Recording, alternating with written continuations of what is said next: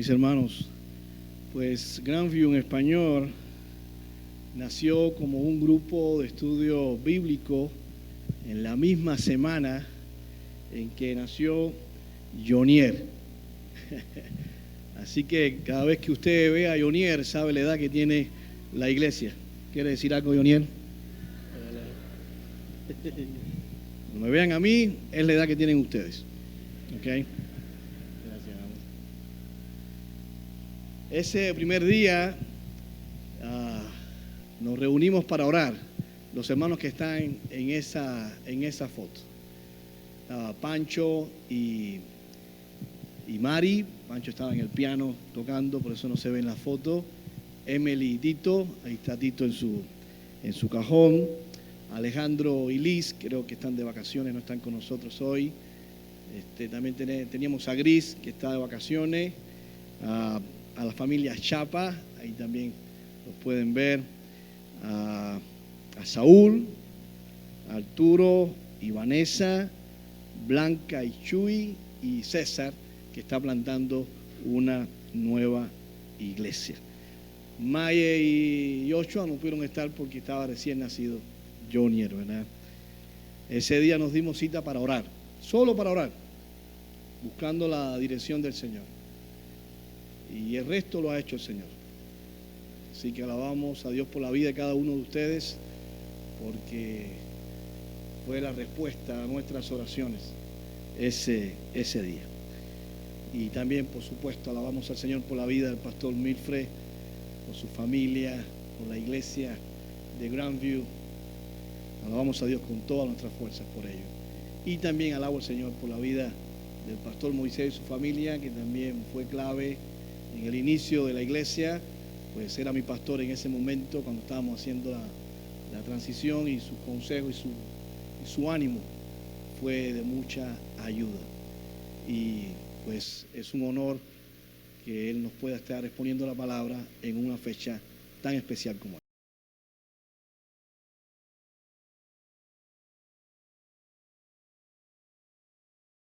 Bendiciones, hermanos. Es un verdadero gozo poder celebrar con ustedes la gracia de Dios sobre sus vidas. Y a veces uno ora y no presta atención. No voy a cantar, no. Usted no quisiera que yo cante porque ese no es mi don. Pero sí, de parte de First Children en español, de parte de toda mi familia, un caluroso saludo. Ha sido un gozo ver el trayecto que el Señor le ha dado a esta congregación, y también el poder hoy celebrar con ustedes me llena de mucho gozo. Yo quiero por eso invitarles en el día de hoy a que usted y yo veamos a través de la palabra cómo luce una iglesia que modela a Cristo. Yo creo que ese es el propósito de todo cristiano, modelar a Cristo. Y de eso yo quiero hablar en esta mañana, dándole la oportunidad de que el Señor por su palabra nos hable, nos confronte, nos afirme, nos forme. Y luego que leamos la palabra, oramos y damos entonces la exposición de esta mañana. Padre, venimos delante de ti, agradecidos por esta oportunidad, y pedirte, Señor, que tú honres a tu Hijo, que edifiques a tu iglesia y que hagas que tu palabra hable a nuestros corazones. En el nombre de Jesús, amén. Acompáñame a Filipenses capítulo 2, en los versículos del 5 al 11, un texto probablemente que algunos de ustedes ya conocen de memoria y que de una manera u otra han sido expuestos a este texto probablemente más de una ocasión. Yo quiero que usemos este texto para aprender a través del texto de qué manera luce una iglesia que modela a Cristo, una iglesia que es cristocéntrica y que su norte es justamente traer gloria al nombre de Cristo. Leamos juntos el texto, como les dije, y pidámosle al Señor entonces que de nuevo nos hable. Filipenses capítulo 2, versículo 5 al 11, es uno de los textos más reconocidos incluso por la iglesia primitiva o los primeros discípulos, que decían muchos de ellos que esto era un himno. Haya pues en usted esta actitud que hubo también en Cristo Jesús, el cual, aunque existía en forma de Dios, no consideró el ser igual a Dios como cosa a la que aferrarse, sino que se despojó de sí mismo, tomando forma de siervo, haciéndose semejante a los hombres. Y hallándose en forma de siervo, se humilló él mismo, haciéndose obediente hasta la muerte y muerte de cruz. Por lo cual Dios lo exaltó hasta lo sumo y le confirió el nombre que es sobre todo nombre, para que en el nombre de Jesús se doble toda rodilla de los que están en el cielo y en la tierra y debajo de la tierra, y toda lengua confiese que Jesucristo es el Señor, para gloria de Dios el Padre. Una vez más, yo quiero presentarnos delante de Dios. Padre, esta es tu palabra inspirada por tu Espíritu, y ella puede hacer lo que ningún hombre puede hacer, y es abrir nuestros ojos, hacernos a tu imagen, y como orábamos, santificarnos. Yo te pido que tú la uses como un instrumento en el día de hoy para hablarnos, animarnos en la celebración de este primer aniversario de Grandview en español. Todo para la gloria de tu nombre y la edificación de tu iglesia. Ayúdame a ser fiel y exponerla con fidelidad en el nombre de Jesús. Amén. No sé si usted tuvo la oportunidad de ver recientemente la coronación del rey de Inglaterra, Carlos II. Carlos III. No sé si usted tuvo la oportunidad de ver cómo Carlos, a través de la historia, tuvo que esperar cerca de 70 años aproximadamente para llegar al trono.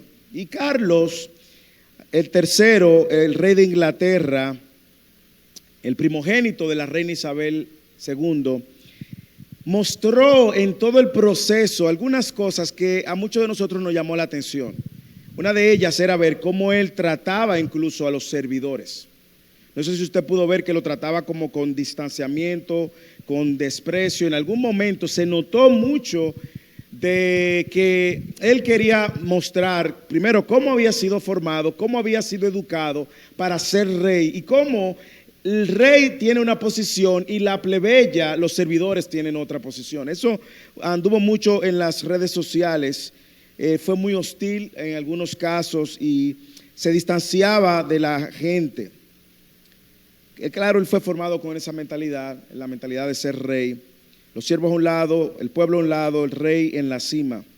Hermanos, pero el texto que tenemos hoy nos muestra todo lo contrario, no así con Cristo, ni tampoco con sus seguidores. El texto que tenemos hoy, que acabamos de leer en Filipenses, trata justamente de mostrarnos la imagen que Cristo, siendo Dios, nos mostró aquí en la tierra.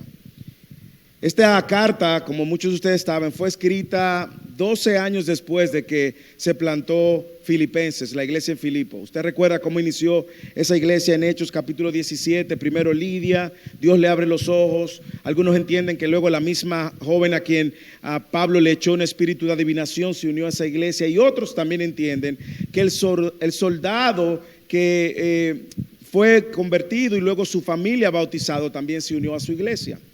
Sin embargo, 12 años después aparentemente estaban lidiando con problemas, como es normal, y Pablo escribe esta carta con varios propósitos. Una es animar a la iglesia a vivir de una manera que honre el evangelio, y esa manera es a vivir en unidad, a vivir también en humildad a la luz del mismo ejemplo de Cristo. Y yo no encuentro unas mejores palabras para animarnos a nosotros como iglesia, justamente a seguir el consejo que Pablo le dio a la iglesia de Filipo, y nosotros pues vivir a la luz de ese llamado, vivir en unidad y vivir en humildad. Cada vez que usted escuche la palabra iglesia, no piense en el edificio, sustitúyalo por su nombre. Cada vez que usted escuche que es el llamado a la iglesia, no piense que es el llamado de 2 o 3 en la iglesia, es el llamado suyo. Porque usted y yo hemos sido unidos en Cristo, al cuerpo de Cristo, y somos la iglesia. Y como dije, este texto para muchos es la prosa más exaltada del Nuevo Testamento. Incluso los padres de la iglesia lo llamaban Carmen Christi, el himno de Cristo. Aparentemente en sus reuniones, cuando despedían sus reuniones los padres de la iglesia, los discípulos de los discípulos, ellos cantaban estos versículos como un himno. El himno llama a la comunidad justamente a enfocarse en el modelo de Cristo, un modelo de unidad, un modelo de servicio, un modelo de humildad, de manera que de esta manera ellos puedan exaltar a Cristo. Así que el texto de hoy comunica muy claramente una idea, y la idea que el sermón persigue en esta mañana es esta. Porque Cristo es nuestro ejemplo de humildad y servicio, debemos modelar a Cristo siendo siervos humildes que imitan la actitud de Jesús. Lo voy a repetir otra vez. Si hay algo que el sermón busca hoy es esto. Porque Cristo es nuestro ejemplo de humildad y servicio, debemos de modelar a Cristo siendo siervos humildes que imitan la actitud de Cristo. Así que la pregunta que vamos a responder hoy es esta: ¿cómo nosotros podemos ser una iglesia, sustituya a la iglesia por su nombre, una iglesia que modela a Cristo? ¿Cómo? Nosotros leíamos en Juan capítulo 17, el hermano leía y hacía esa la oración del día, y veía que Dios dejaba claro algunas cosas que eran importantes para que el que no es cristiano pudiera encontrar cuando viera a los cristianos. Así que la pregunta es esta: ¿cómo puede nosotros, Grandview en español, ser una iglesia que modela a Cristo? Le voy a dar 3 recomendaciones que vamos a sacar del texto. La primera es esta: imitemos la actitud de Cristo. La segunda es: imitemos la humildad de Cristo. Y la tercera recomendación es: exaltemos el nombre de Cristo. Ok, esas son las 3 recomendaciones, así que vamos a ver cada una de ellas. Primero, una iglesia que modela a Cristo es una iglesia donde sus miembros imitan la actitud de Cristo. Donde sus miembros imitan la actitud de Cristo. Versículo 5, léalo conmigo otra vez. Haya pues en ustedes esta actitud que hubo también en Cristo Jesús. Esa palabra actitud, algunas Biblias la traducen como mente, algunas la traducen también como sentir. Básicamente lo que está tratando de comunicar Pablo a la hora de introducir esto es que Cristo primero es nuestra referencia, ¿sí o no? Usted lo puede ver. Cristo es la referencia que todo creyente debe de tener, todo creyente debe de imitar, todo creyente debe de seguir. Cristo es la referencia. Por lo tanto, Cristo debe ser el centro, no solo de la vida de los creyentes, sino también de la vida de la iglesia. Por eso cantamos a Cristo, predicamos a Cristo, anunciamos a Cristo, porque Cristo es el centro. Y Pablo está apuntándolos a ellos, a que puedan imitar a Cristo y la actitud que tuvo Cristo, de manera que ellos no se distraigan. Usted sabe que una de las razones por la cual muchas veces nos distraemos en la vida cristiana es porque quitamos nuestra mirada de Cristo. Usted lo sabe. Una de las razones por la cual nos cansamos y decimos: ay, yo no siento seguir a Dios, yo no sé. Usted sabe que en ese momento usted puede mirar a todo lado y va a darse cuenta que ha quitado su mirada de Cristo.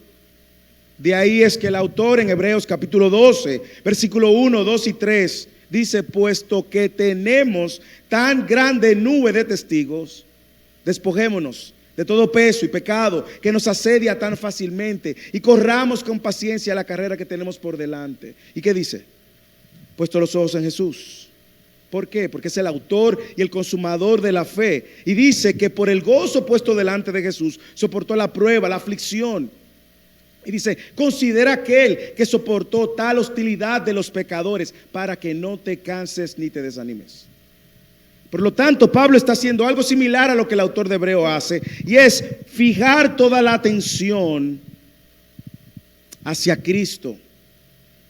Una iglesia que tiene la actitud, la mente de Cristo, es una iglesia que cumple incluso lo que él mismo ha dicho en el versículo 2. Busque el versículo 2 del capítulo 2 de Filipenses. ¿Qué dice? Pablo le dice a esta iglesia: hagan mi gozo completo, completen mi gozo, siendo de un mismo sentir, unidad, conservando el mismo amor, compañerismo, unidos en espíritu, dedicados a un mismo propósito. Eso lo mencionó 2 versículos anteriores.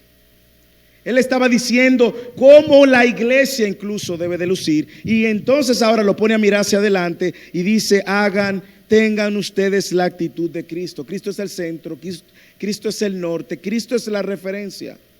Hermanos, déjenme decirle, First View está celebrando un año, y el propósito es que First View glorifique a Cristo todo el tiempo, ¿sí o no?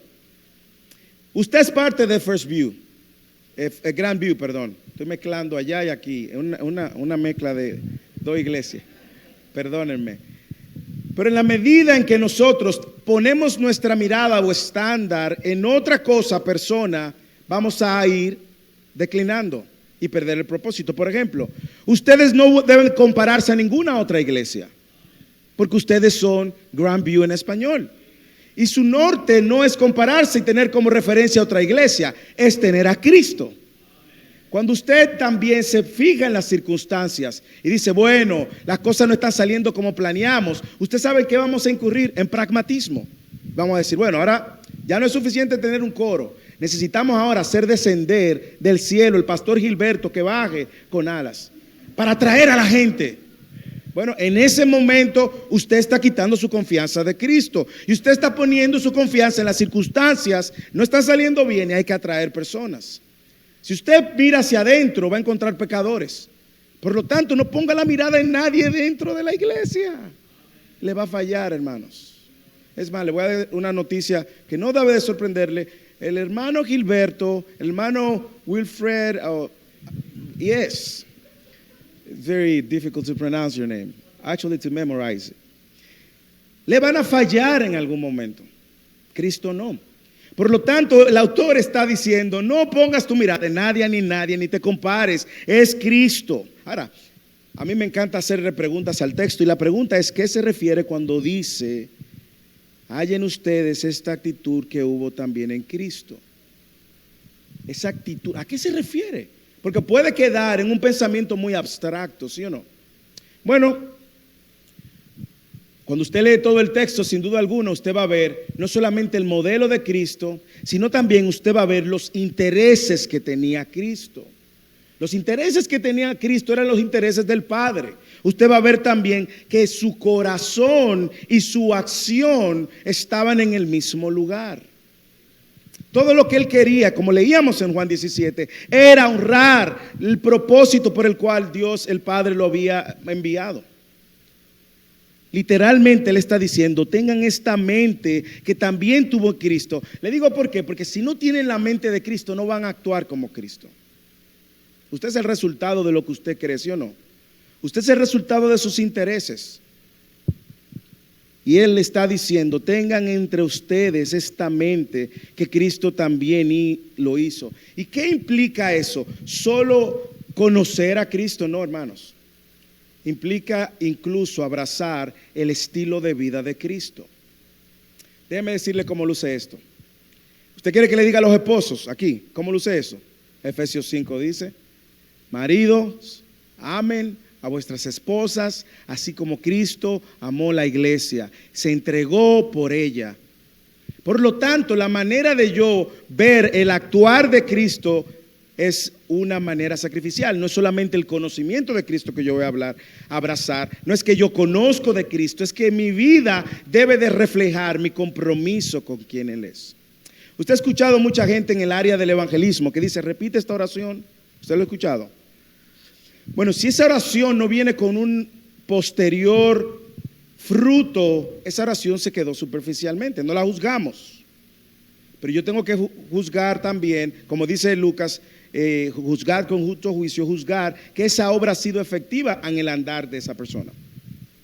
La mente de Cristo trae consigo un nuevo estilo de vida. Es lo que quiero decirle. Es necesario que abracemos la mente de Cristo. Y esa mente de Cristo trae consigo un estilo de vida. Por eso nos llaman cristianos.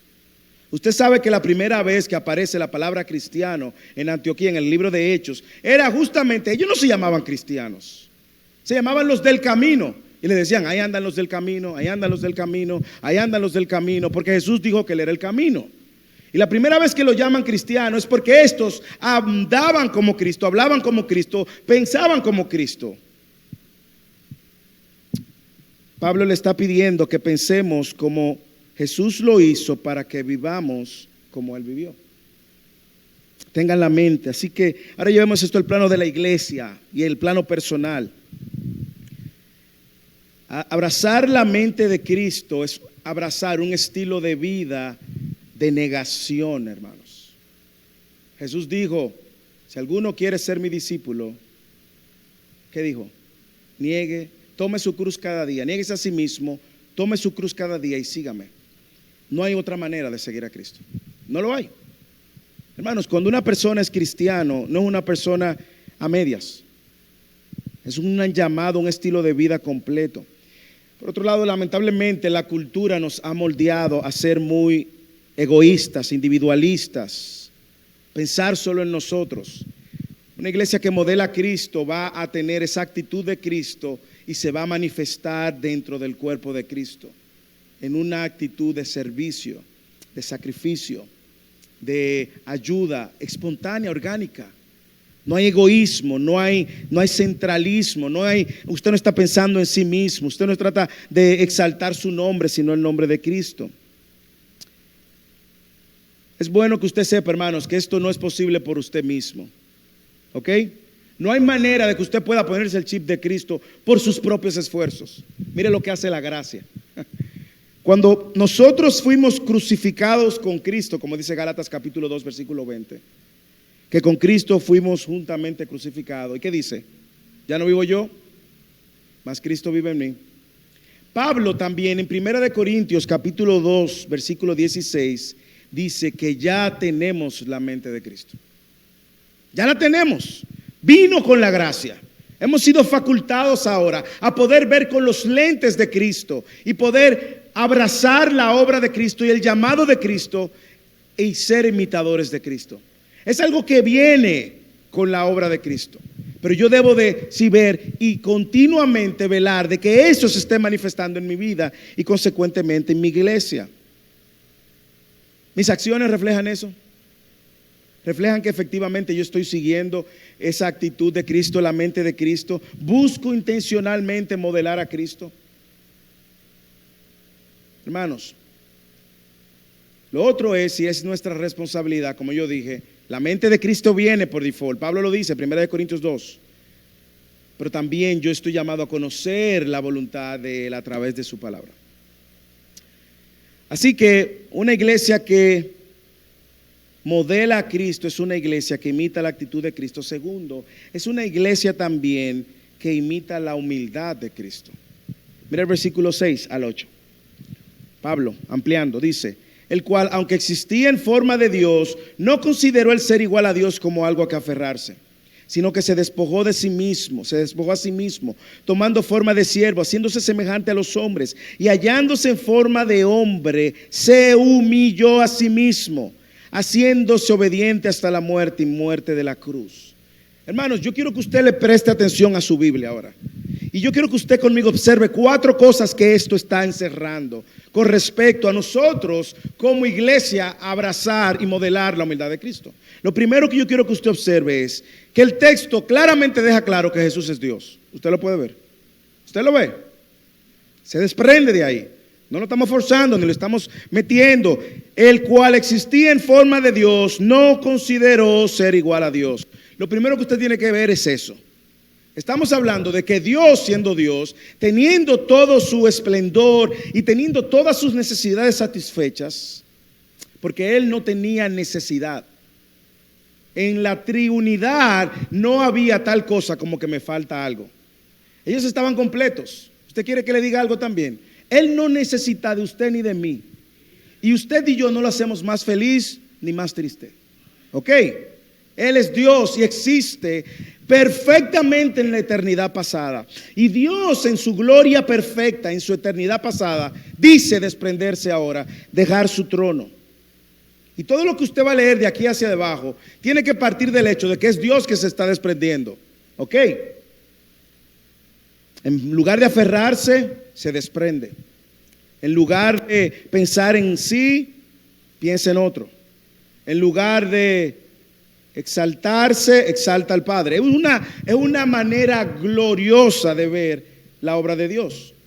Diferente al rey Carlos III, que todo el mundo estaba por debajo de él y así él lo considera. Segundo, yo quiero que usted vea también la humildad de Cristo al despojarse. Hermanos, y le voy a decir por qué esto es importante. Pablo está haciendo el punto aquí, porque si Jesús siendo Dios se despoja, usted, aunque se crea Dios, nunca va a ser siendo Dios, porque usted no se despoja. Lee el versículo 6, el cual existía el cual, aunque existía en forma de Dios, no consideró el ser igual a Dios como algo a que aferrarse.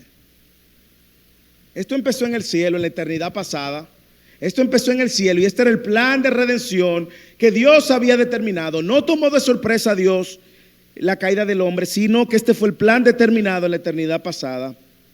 Pero yo me pregunto, ¿a qué nos referimos con despojarse a sí mismo? Yo no voy a entrar en la tensión teológica que hay, que algunos dicen que dejó de ser Dios. No dejó de ser Dios, dejó de ser Dios. Yo quiero usar el mismo texto para responder esa pregunta. El versículo 7 yo creo que nos da suficiente carne para entender a qué se refiere con que no consideró el ser igual a Dios como cosa que aferrarse. ¿A qué se refiere? Sino que se despojó a sí mismo, y nos dice el versículo 7, tomando forma de siervo y haciéndose semejante a los hombres. En otras palabras, Dios, que era completo y está completo en su gloria eterna, deja de ese lugar de comodidad, si se puede decir, y toma ahora forma de siervo, haciéndose semejante a los hombres. ¿No es eso lo que dice Juan capítulo 1, versículo 14? Conectando con el versículo 1, en el principio era el verbo, y el verbo era y el verbo era Dios, versículo 14, y aquel verbo se hizo la encarnación. La encarnación es la manifestación, la mayor manifestación de humildad que la humanidad va a poder conocer. La encarnación es la mayor manifestación de humildad que la tierra en su existencia ha visto o verá. Dios haciéndose hombre.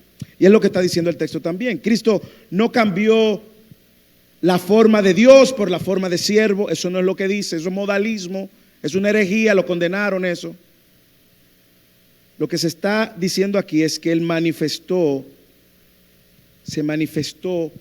Dios se manifestó como hombre, completamente Dios, completamente hombre. Una vez dicho esto, que queda claro que Cristo es Dios y que también es completamente hombre, yo quiero que usted observe la humildad de Cristo en los versículos 6 y 7 otra vez. Aunque existía en forma de Dios, no consideró el ser igual a Dios como algo a que aferrarse, sino que se despojó a sí mismo, tomando forma de siervo, haciéndose semejante a los hombres. Toda su vida, la vida de Jesús fue una manifestación de servicio. De hecho, es un manifiesto de servicio. Empezó en el nacimiento, no tenían dónde nacer. Ninguno de ustedes ha nacido en las condiciones que nació Jesús.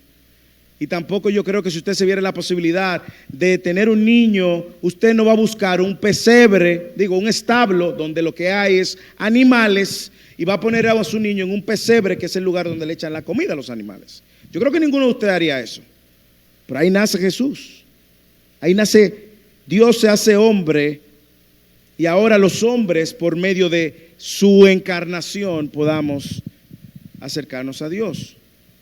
Su nacimiento es parte de la manifestación de humildad y de servicio.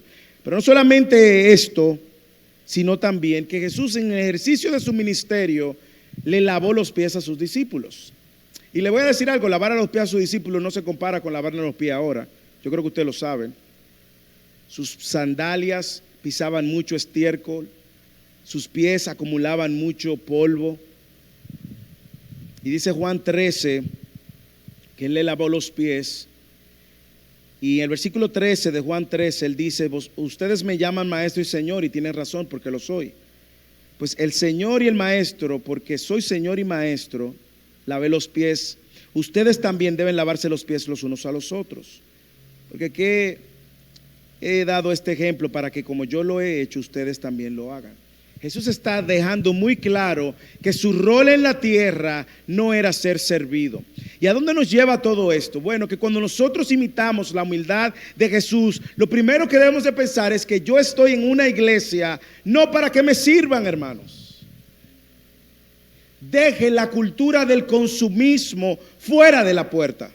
Usted va a Walmart y pide y compra lo que usted quiera. Usted va a un restaurante y pide la carta. En la iglesia usted no venga con esa actitud de ser servido, aunque le sirvan. La actitud es servir. ¿A quién puedo servir? La actitud es servir, pero también servir con humildad. Porque usted puede servir buscando posición, usted puede servir solo si lo ponen donde usted quiere, usted puede servir donde se vea público y donde lo vean. Hermanos, el servicio que Cristo ha modelado es un servicio sacrificial, es un servicio humilde. Por lo tanto, una iglesia que modela a Cristo y sustituye iglesia por su nombre, es una iglesia que tiene la mente de Cristo, imita la mente, la actitud de Cristo y también imita la humildad de Cristo, hermanos. Esa humildad que se manifiesta en el servicio, en el desprendimiento. ¿Cuándo fue la última vez que usted sirvió sacrificialmente, por ejemplo? Que usted salió de su zona de confort para servirle a alguien. ¿Cuándo fue la última vez que usted le sirvió a alguien que no le cae tan bien? Porque es muy fácil servirle a quien te cae bien. ¿Cuándo fue la última vez que usted sirvió? Mire, y nadie se enteró y nadie se va a enterar, solo Dios. ¿Cuándo fue la última vez? Hermano, yo le puedo decir como pastor, uno lo ve mucho, que hay personas que hacen así y hacen mucho ruido, noise. Y mueven la silla para que el pastor lo vea. Y después, pastor, ¿en qué más puedo servir? Hermano, sirva que el pastor lo vea, pero sobre todo sirva que el Dios lo vea. Que el Señor lo vea. Es lo que dice 1 Corintios capítulo 15, versículo 58. Que nuestro trabajo en el Señor no es en vano. Manténgase firme en la fe, sabiendo que tu trabajo en el Señor no es en vano. El Señor lo ve. Ahora, hay una pregunta que debemos de hacer y es: ¿qué nos impide imitar la humildad de Cristo? Y yo creo que usted y yo tenemos las respuestas. ¿Qué nos impide ser y modelar la humildad de Cristo? Hermanos, tiene un nombre: pecado con un adjetivo, si usted quiere llamarle orgullo. El orgullo. Nosotros crecemos siendo formados para ser servidos.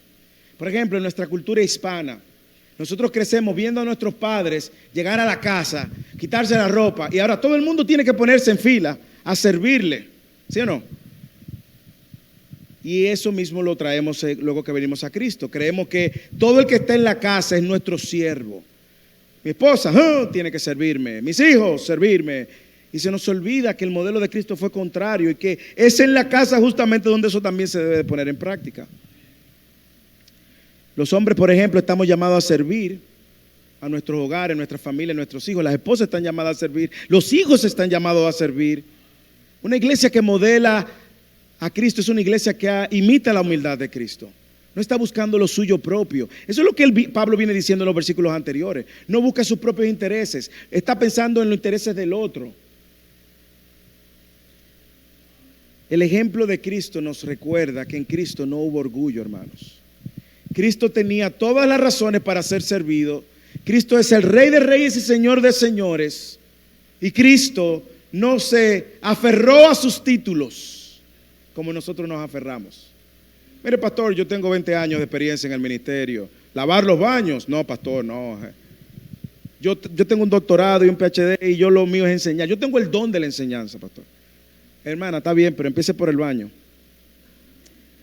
Pero no nos gusta, pensamos que servirle a los niños es menos importante que abrir la puerta, o es menos importante que estar en el parqueo, o es menos importante que servir la comida, o es menos importante que servir el baño. Hermano, Colosenses capítulo 3 dice que cuando usted sirve, usted le está sirviendo como si fuera el Señor mismo.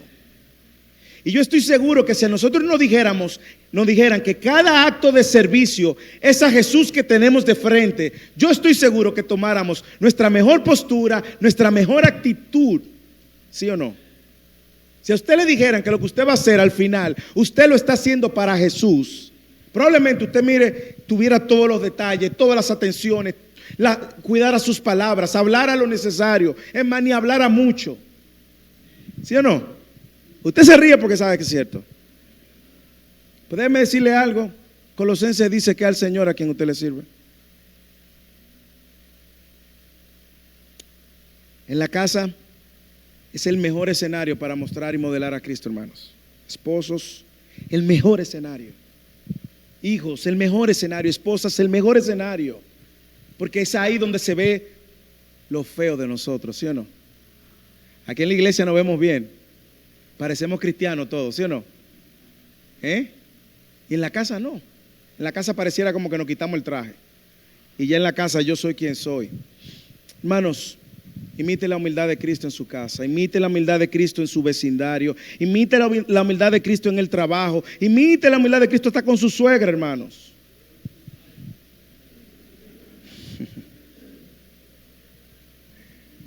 Imitemos la humildad de Jesús. Yo amo a mi suegra, no me malentienda. Mi suegra, de hecho, el nombre de mi suegra es Diosa, para que usted tenga una idea. Mire si la amo. Su nombre es Diosa. Y es una bendición tenerla como suegra, una suegra que se llame Diosa. Y se cree diosa, hermanos, eso es glorioso. Hermanos, no solamente imitemos esa humildad, sino que también observemos a qué profundidad fue la humildad de Cristo. Mira el versículo 8. Hallándose en forma de hombre, completamente hombre, se humilló a sí mismo, haciéndose obediente hasta la muerte y muerte de cruz. La crucifixión de Cristo es el acto de humillación más bajo posible que cualquier persona pudiera alcanzar. Hermanos, usted y yo tenemos una imagen de la crucifixión, pero algunos historiadores entienden que Cristo no solamente fue despedazado por los flagelos que él recibió, sino que él estuvo en la cruz desnudo. La crucifixión se realizaba desnudo. Y yo no estoy diciendo la doctrina de la desnudez con esto, no me malentienda. Pero lo que estoy diciendo es que si la crucifixión de Cristo cumplió los requerimientos de la crucifixión romana, que implicaba que él estuviera desnudo, imagínese la vergüenza. Y el contraste aquí que Pablo quiere mostrar es que si Cristo, siendo Dios, se humilló a lo más sumo y fue obediente, ¿quiénes son ustedes, iglesia, para no imitar su humildad o para no humillarse como Cristo lo hizo? Y claro, usted y yo no vamos a ir a la cruz porque ya Cristo fue a la cruz por nosotros, pero usted y yo sí podemos tomar nuestra cruz y seguirle. Su muerte fue una muerte, como ustedes saben, sustitutiva. Usted y yo merecíamos morir. Usted y yo merecíamos pagar por nuestros pecados. Y Él vive una vida que usted y yo no íbamos a poder vivir para llenar el estándar de Dios. Y llena el estándar de Dios, vive una vida en santidad todos los días que Él vivió en la tierra. Todos los días, 24/7. Sin fallar ninguna de las leyes y el estándar de Dios, todos los días. Y va a la cruz entonces a morir por pecadores como usted y como yo. Para que ahora pecadores como usted y como yo, por su obra de servicio y humildad, podamos entonces tener una relación con Dios. Hermanos, esa es la buena noticia de la humillación de Cristo. Es la buena noticia de la muerte de Cristo en nuestro lugar. Lo más degradante, repugnante que usted se imagina, Cristo lo soporta para que usted y yo no lo tengamos que enfrentar. Por eso es la buena noticia de que si usted está en Cristo ha sido por la obra, la humildad, el servicio de Cristo, la obediencia de Cristo. La crucifixión era tan vergonzosa que la sociedad romana, cada vez que hablaba de la crucifixión, lo veía como una obscenidad, como algo obsceno. Hermanos, al Cristo morir en la cruz, hace el acto más grande de humildad y servicio para que ahora usted y yo podamos ser unidos a Él y servir a otros como lo hizo Cristo. Con humildad, sacrificialmente, asumiendo el precio, negándonos a nosotros mismos. Así que imitemos la humildad de Cristo, porque es por su obra en la cruz, Pablo nos enseña que su implicación, las implicaciones es que usted y yo fuimos perdonados, fuimos reconciliados, fuimos justificados eternamente. Ese es el llamado que ahora nosotros tenemos, a la luz de quienes somos por su obra y por su obra en la cruz, usted y yo podemos venir donde Él, llamarle Padre, relacionarnos con Él y también relacionarnos con otros. Hermanos, esto es glorioso y este es el llamado que tiene todo creyente. El llamado para nosotros, para los hombres, es caminar, es vivir de una manera que Cristo sea mostrado. Hermanos, finalmente, no solamente nosotros imitamos la actitud de Cristo, no solamente nosotros imitamos la humildad de Cristo, sino que también exaltemos el nombre de Cristo. Y aquí Pablo muestra una porción de cómo Cristo va a ser exaltado, que tiene un cumplimiento en la eternidad, pero hoy en día usted y yo vivimos justamente para la gloria de su nombre. Versículo 9 al 11, léalo. Por lo cual Dios también lo exaltó hasta los sumos. Por la manera como Cristo vivió obedientemente, la manera como Cristo se humilló, la manera como Él llenó el estándar de Dios, Dios lo exalta hasta los sumos, así como orábamos en Juan 17, Dios lo exalta a los sumos y le confirió un nombre que es sobre todo nombre, para que en el nombre de Jesús se nombre toda rodilla de los que están en el cielo y en la tierra y debajo de la tierra, y toda lengua confiese que Jesucristo es el Señor, para gloria de su nombre. No tengo mucho tiempo para ir sobre esto, pero sí hay algo que quiero dejar, el mensaje de exaltación que nos deja Pablo aquí. Cristo recibe la exaltación más alta, nombre que sobre todo nombre. Si usted mira y hace el contraste de cuán profundo Cristo fue humillado, ahora usted tiene que imaginarse cuán alto el Padre lo exaltó. Es un contraste, humillación versus exaltación. Y restablece su condición, como leíamos en Juan 17:5, la gloria que tenía antes. Le da un nombre que es sobre todo nombre. Y desde el Antiguo Testamento Isaías venía profetizando que Él iba a ser su nombre consejero maravilloso, príncipe de paz, Emmanuel, Dios con nosotros. Daniel le llama al anciano de días. Juan le llama la puerta, el pastor, el buen pastor, el gran pastor. Juan le llama la luz de este mundo, el cordero inmolado, el pan de vida, la roca, el novio, el alfa, el omega. Ahora, ¿cuál es ese nombre que es sobre todo nombre? Mayor que cualquier otro nombre. Bueno, él dice que con toda lengua confiese que Jesús es el Señor. Y en el Antiguo Testamento ese nombre Señor se le atribuía solamente a Jehová, a Yahweh. Isaías 42:8, por ejemplo, él dice: yo soy el Señor, esa misma palabra que aparece aquí. Ese es mi nombre, Isaías 42:8.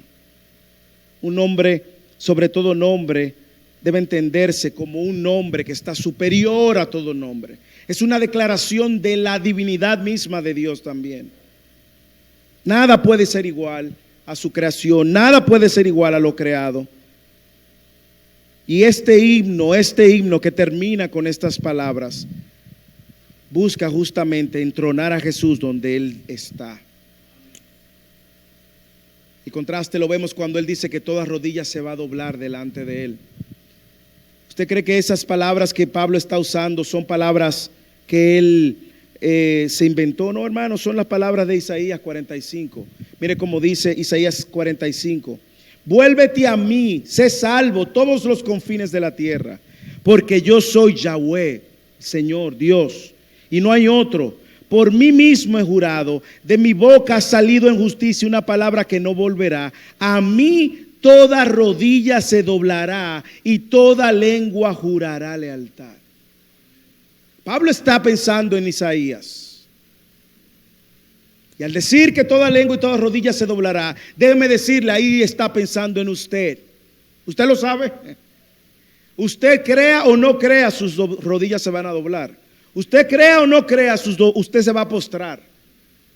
Se va a postrar por la buena o se va a postrar por la mala.